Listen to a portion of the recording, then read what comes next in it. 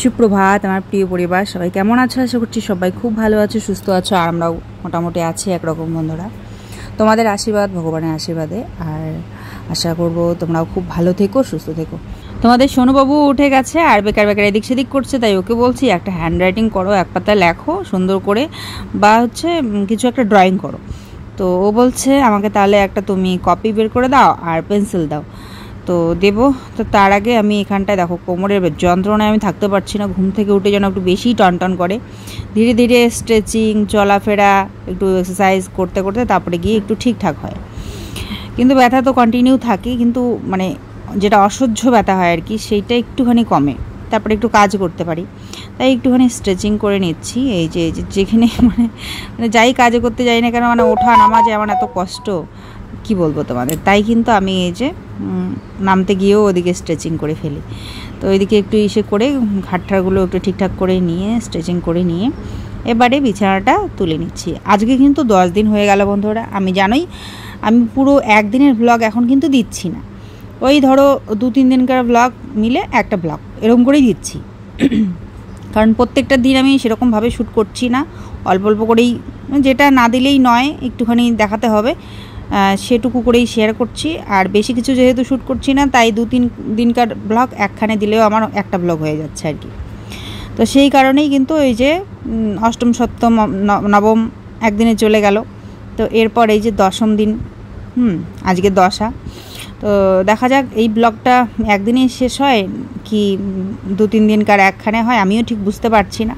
কারণ ঠিকঠাক মতো না শ্যুট করিনি, মেইন কথা হচ্ছে এটা, তাই অত খেয়াল করতে পারি না যে আমি কোন দিন করেছি কোন দিন করিনি। তো যাই হোক, আজকে যেহেতু 10, তো আজকে আমার শাশুড়ি মা বলেছেন যে আজকে থেকে একটু ধোয়া কাচা শুরু করে দাও, আর 13 দিনের দিন আরও হবে, আর মাঝখানে 11 দিনের দিন মনে হয় প্রতিদিন হয়। হ্যাঁ, 11 দিনের দিন প্রতিদিন হবে, সেদিনকে কোনো কাজ করা যাবে না, আজকে করতে পারবো আর 13 দিনের দিন করতে পারবো। এই যে 10 দিনের দিন কিন্তু আমি বেশ কিছু ধোয়া কাচা করে নেব, আর এই যে ঘরে আসবাবপত্রগুলো সব কিছু মুছে নেব, ধুয়ে নেবো আর কি। তো এই যে প্রথমে একটু ঝেড়ে নিচ্ছি, ডাস্টিং করে নিচ্ছি আসবাবপত্রগুলো। ওগুলো তো রোজই ধুলো বালি উড়ে চলে আসে, ওগুলোকে রোজই ডাস্টিং করতে হয়, তো ওগুলো করে নিচ্ছি। আর বিছানার চাদরটা তুলে দিলাম, ধুয়ে নেব। তারপর এখানে কি পাতবো, বেড কভারগুলো সব কিন্তু এক এক করে ধুতে হবে। তো তার জন্য এখানটায় আমি কম্পিউটারটা এটাই পেতে দিলাম। তো মা আবার বলছে আজকে এটা পেতে দিলে তো পরে তো আবার এখন এই করতে হবে। আমি বলছি কোনো ব্যাপার না, কিছু তো পাততে হবে, বিছানাটা তো এমনি রাখা যায় না, আর শুতেও হবে, বসতেও হবে, তাই না? আর এটা যেদিনকে পাতবো আমার যে এত ভালো লাগে ঘরটা দেখতে, কি বলবো, ঘরটা ঢুকলেই যেন শান্তি শান্তি আর কি, এত সুন্দর লুক হয়ে যায় পুরো ঘরটা, একদম ফ্রেশ ফ্রেশ লাগে দেখতে। এবারে আমি ঘরটা পরিষ্কার করে ঝাড়ু দিয়ে নিচ্ছি। এবারে ছেলেকে এই যে খাতাটাও বের করে দেবো, পেন্সিল দিয়ে দেবো, যাতে ও বেকার বেকার এদিক সেদিক না করে একটা কিছু করে, হ্যান্ড রাইটিং হোক বা ড্রয়িং হোক। তো এই যে বিছানাপত্র সব গুছিয়ে নিয়েছি, ঘরটাও ঝাড়ু দিয়ে নিয়েছি, আর মোছা বাকি আছে। তো এদিকে টেবিলের উপরে যে বেড কভারটা ছিল শুকোতে দিয়ে গেছিলাম, আসলে এর আগের বার এসে ধুয়ে, মানে হাত ভেজা ছিল, তো ওখানে দিয়েছিলাম যাতে এখানে ঘরের মধ্যে শুকিয়ে যায়। তো তুলে নিলাম ওটাকে, ভাঁজ করে রেখে দিলাম, ওটা যেহেতু ধোয়া। আর কাপড় টাপড় ভাঁজ করে রাখলাম। আর নিচটা দেখো, এই যে আনারসগুলো দিয়েছিল না জেঠিমা, তো ওখান থেকে রস বেরিয়েছে, জানি না কীরকম আছে, ভালো থাকলে খাবো, কাটবো আজকে। ওই যে 2টো আছে ওখানটায়। তো যাই হোক, ঘরটা মুছতে হবে, একটু গন্ধ বেরিয়েছে একটু ফলের। এই যে এখানে জল একটু জমে আছে, কাঁঠাল ছিল, তো একটু গন্ধ গন্ধ হচ্ছে। তো ফিনাইল দিয়ে একদম ঝকঝক করে ঘরগুলো মুছে গুছে পরিষ্কার করব। আর এদিকটায় গ্যাস ওভেনের সমস্ত জিনিস খুলে খুলে নেব, এগুলো ধোয়ার জন্য। কালকে রান্না করতে গিয়ে দুধ গরম করতে গিয়ে পড়ে গেছিলো, এই সমস্ত বাসন কোসন ধুয়ে ফেলবো আর কি। ধোয়াগুলোও ধোবো, ওখানটায় এই যে যত চামচ হাতা ছিল সব নিয়ে নিলাম, এগুলো ধোয়া কিন্তু, এগুলো সব ধুয়ে ফেলবো, যত হাঁড়ি কড়াই বাসন টাসন আছে। দুধটা আর একটু গরম করে রেখে দিই। আমাদের দিকে বলা হয় যদি বাবা মারা যান তাহলে হচ্ছে দুধ খাওয়া যায়, দই খাওয়া যায় না। আবার যদি মা মারা যান তাহলে দুধ খাওয়া যায় না, দই খেতে হয়, কারণ মায়ের তো দুধের ঋণ শোধ করা যায় না, তাই না? এরকম আর কিছু শুনেছিলাম যে মা মারা গেলে নাকি দুধ খাওয়া যায় না, আবার যেহেতু বাবা মারা গেছেন তাই দুধটা খাওয়া যায়। তো এই যে দুধ দিয়ে গেছিলো ভাই, আর কালকে যে জেঠিমা নিয়ে আসলো, তো ওই দুটোই একখানে করে মানে জাল দিয়েছিলাম। আমি খালি রাত্রে একটু খেয়েছি, আর পুরো দুধ পড়ে আছে। আসলে খাওয়া হয় না, খাবার না আছে কিন্তু খাওয়া হয় না।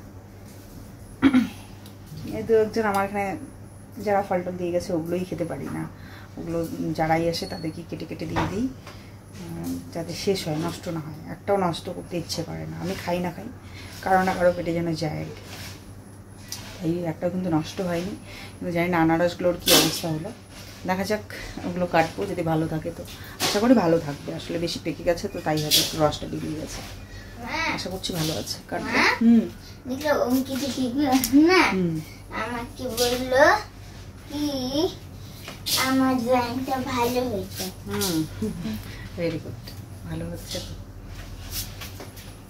হলো 10 দিন, তো আজকে প্রচুর কাজ আছে। এই যে সমস্ত বাসন কোসন যেগুলো ধোয়া সেগুলো সমস্ত বাসনগুলো ধুয়ে ফেলবো। আর 2-3 দিন, 2 দিন আর হচ্ছে কাপড় চোপড় সব বের করে নিয়েছি। সমস্ত কাপড় চোপড়, বেড কভার সবকিছু ধুয়ে দেবো। কালকে যে 2 দিন বলছিলাম, এই শাশুড়ি মার পর্দাটাও খুলতে হবে। ওনার ঘর তো তালা মারা, ওনার বেড কভার পরে বলে বের করে নিতে হবে দেওয়ার জন্য।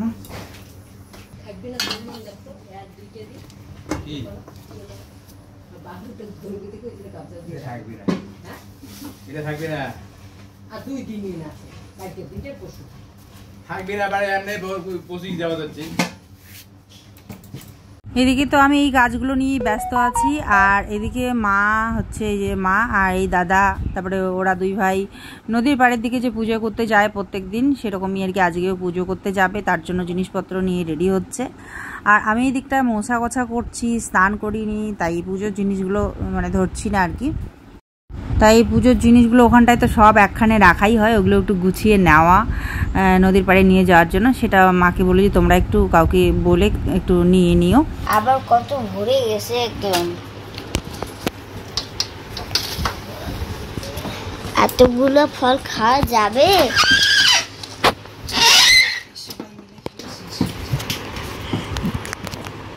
ও টি টেবিলটা, পাশের কাঠের যে টেবিলটা আছে সেটা, তারপরে যে আলমিরা, সমস্ত কিছু আমি পরিষ্কার করে কিন্তু মুছে নিচ্ছি সার্ফ জল দিয়ে।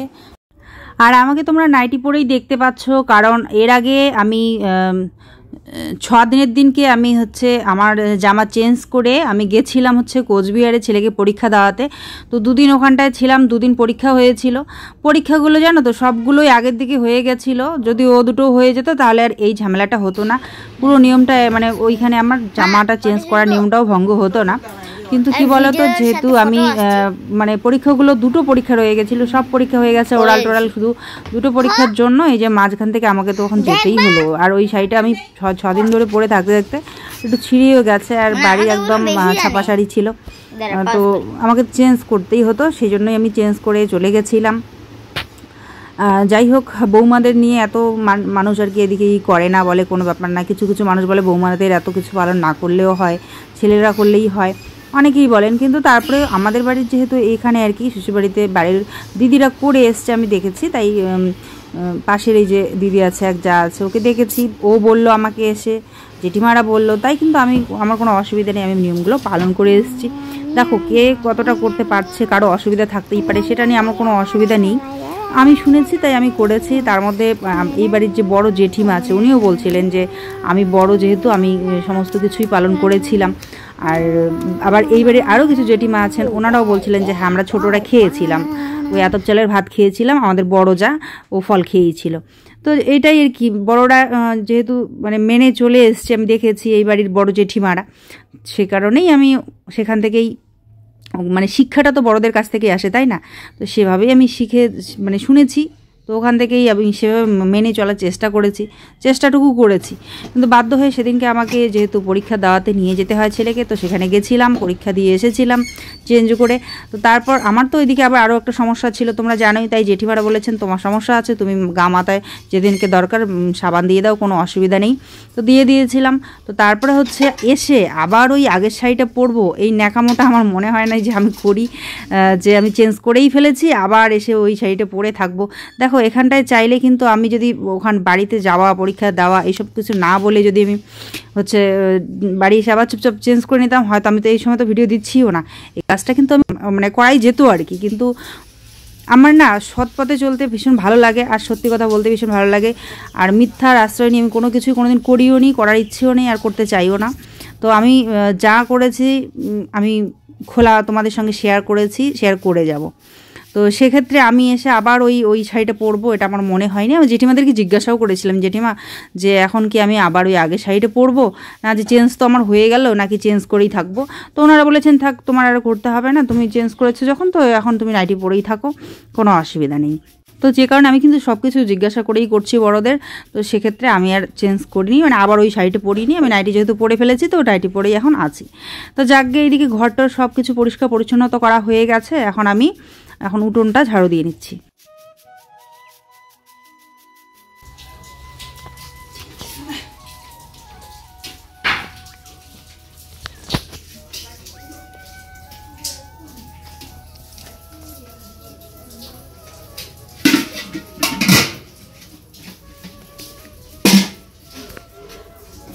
উঠোন রাস্তাঘর সব পরিষ্কার করে ঝাড়ু টাড়ু দিয়ে এই যে বাসনপত্রগুলো সব ধুয়ে নিলাম।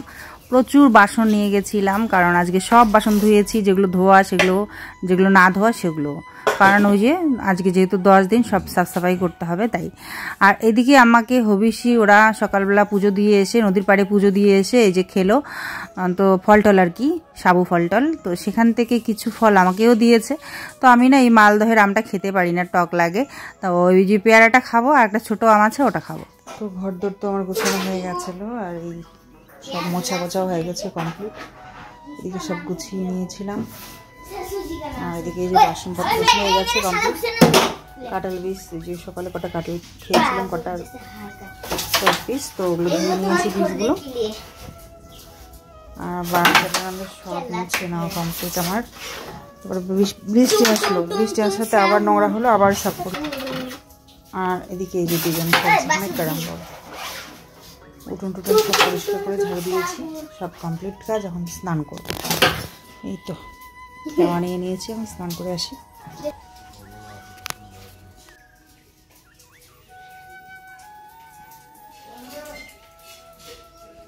এখানে কিছু মাঝারি হাঁড়ি, ছোট হাঁড়ি, বড় হাঁড়ি ওরা নিয়ে এসছে, এগুলো লাগবে বিভিন্ন কাজে। তো তারপর এই সকালবেলা নিয়ে আসলো আর কি। তো বলছে এগুলোতে জল ভরে ভরে রেখে দাও, তো সেই জন্য জল নিয়ে আসছি কলপাট থেকে। কলপাটে তো কল নেই এখন বর্তমানে, ওই মোটর দিয়ে চলছে, জল নিয়ে আসছি। আবার জল বেশি ছিল না, অল্প জল ছিল, ওটুকুই তুলে নিয়ে এসে একটা হাঁড়িতে দিলাম, আর ওদিকে মোটরটা চালু করে দিয়ে এসছি। হ্যাঁ, জল একটু ভরুক, তারপরে এই যে আবারও জল নিচ্ছি, নিয়ে গিয়ে বাকি হাঁড়ি দুটোতে দেবো।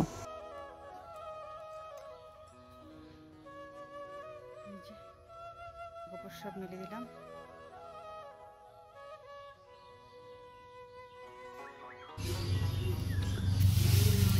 2টা বেজে 59 মিনিট, 3টা বাজবে এখন। আজকে যেহেতু দশা, তাই সবাই ওই বড় জেঠিমাদের বাড়িতে আর কি দই চিড়া খাচ্ছে, দই চিড়া খাচ্ছেন। তারা মনে করো ছিলেন আর কি ওই দিনকে বাবার শেষ কাজের সময়। তো সেখানে বাবাও তো ছিল অ্যাটেন্ড, যতক্ষণ হচ্ছিল সব কিছু কমপ্লিট বাবা ছিল। তাই বাবাকে আসতে বললো, আমিও বললাম, ফোন করলাম। তো বাবা বলছে না গেলে হবে না। তা আমি বলছি যে না, যারা যারা ওখানে ছিল চিতা জলা অবধি তারা নাকি, তাদের নাকি খেতে হয়, তো সেজন্যই ডাকলাম বাবাকে। বাবা বলছে তাহলে একটু পরে যাই, কাজ আছে তো বাড়িতে, বুঝতেই পারছো, বাচ্চা দুটো নিয়ে কাজ টাজ থাকে, এই জন্য আর কি। তো যাক, আসবে পরে বাবা। আর আমারও নাকি খাওয়া যাবে দই চিড়া, মা বললো। তো যাবো পর, এই যে ও বললো হাঁড়িগুলোতে জল দাও, কালো হাঁড়িগুলো তো বড়ো বড়োগুলো তো লাগবে, জল দিয়ে রাখতে হবে। তো সেই জন্য আর কি জল নিয়ে যাচ্ছি। তখন জল শেষ হয়ে গেছে, তাই একটা হাঁড়িতে শুধু ভরলাম। আর এখন যে আরও এক বালতি নিয়ে যাবো একই হাঁড়িগুলোতে দেওয়ার জন্য। আর এদিকে আমার কোমরের ব্যথাটা যে এত বেড়ে গেছে না, কি বলবো জানি না কেন এরকম বেশি হলো। নিচে বেশিরভাগ সময় এখন গরমের চোটে আর কি নিচে শুই, তো সেই জন্য নিচে শুতে শুতে বেশি হলো নাকি অন্য কোনো কারণে জানি না। এখন আগে তো টন টন করতো, এখন টন টন না, এখন মানে ব্যথা হাঁটতে গেলেও ব্যথা, উঠতে গেলেও ব্যথা, বসতে গেলেও ব্যথা, এরকম হচ্ছে। কালকে আমার এক ননদ এসছে, ছোটো অঙ্কিতা, ননদ আর কি, হ্যাঁ ননদ, সেও বলছে বৌদি আমার কোমরে প্রচণ্ড ব্যথা, বসতে গেলে ব্যথা, উঠতে গেলে ব্যথা, মানে আগে যদি শুতে যাই মনে হয় আগে কোমরটাকে স্ট্রেচ করে নেয় আর কি, আমার মতো যেটা হয় আর কি, শুতে গেলেও আগে বসতে গেলেও মনে হয় কোমরটাকে স্ট্রেচ করে, সব সময় করতে থাকি, ব্যথায় থাকা যায় না। তো এখন দেখো বয়সের কোনো ইয়ে নেই, আমারটা শুনে অনেকেই বলে যে এই বয়সে আবার ব্যথা কিসের, এই সে বিশ্বাস করতে চায় না। তো দেখো ও তো ননদটা তো অনেক ছোটো, আবার অনেকেই দেখি স্কুল স্টুডেন্টগুলো 9-10-এ পড়ে, যারা 11-এ, ওদেরও কোমর ব্যথা এখন এরকম হয়ে গেছে। বয়স বুঝে এগুলো হয় না গো। আর আমার তো এত বেড়ে গেছে কি বলবো, মানে এই যে এখান থেকে নিয়ে কোমর থেকে নিয়ে নিয়ে শক্তি একদম পুরোটা এখন ব্যথা ব্যথা করছে, মানে হানছে ব্যথায়। কিছু করার নেই, এই যে পুরো বালতি কিন্তু নিলাম না, একটুখানি কম করেছে, কারণ এটা বিশাল বড় বালতি, আর যত বেশি তুলবো তত বেশি বেড়ে যাবে। আর এক সমস্যা,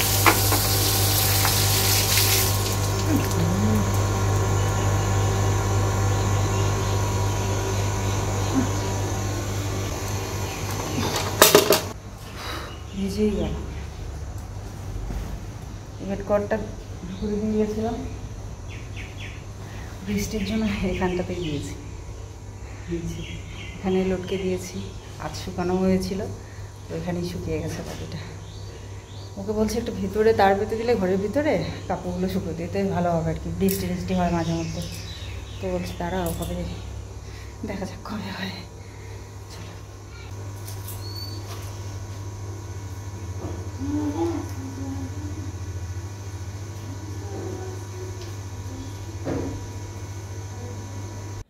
আমাদের মহিলাদের সারাদিনে কিন্তু কাজ শেষ হয় না, এই কাজগুলো যাতে বোরিং না লাগে তার জন্য যখন যেরকম মুড তখন ঠিক সেরকমই গানের সুর তুলে কাজ করতে থাকি।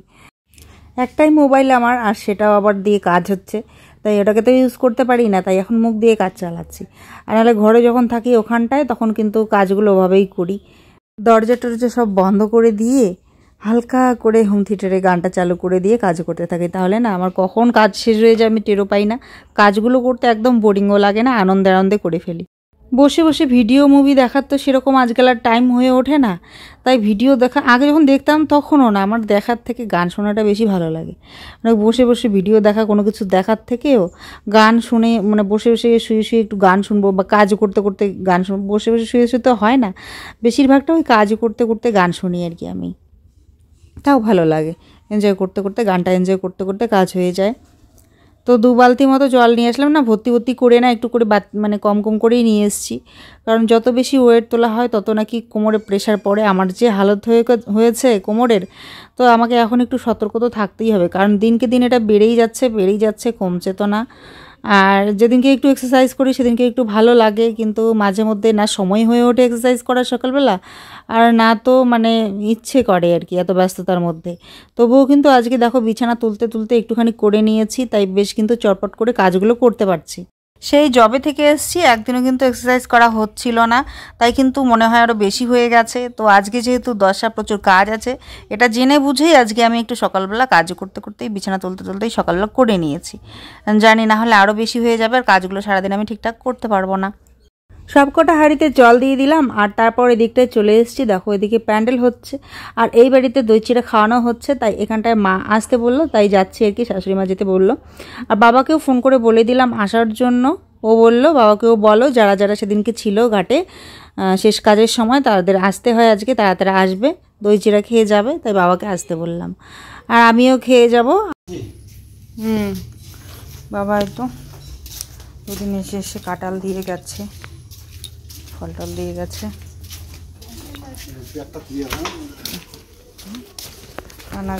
যেহেতু বাবার শেষ কাজের সময় বাবা ছিল, তাই আসতে বললাম, যে আসলো তো বাবাকে নিয়ে যাই।